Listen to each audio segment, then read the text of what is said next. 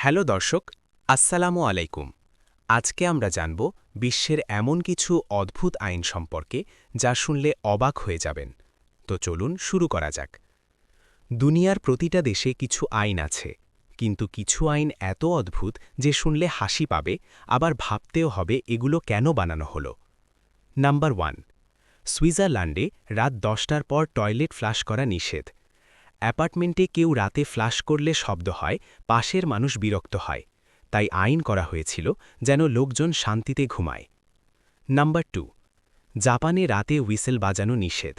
অনেক আগে চোর ডাকাতরা সংকেত দিতে হুইসেল ব্যবহার করত, তাই রাতে হুইসেল বাজানো বন্ধ করা হয়।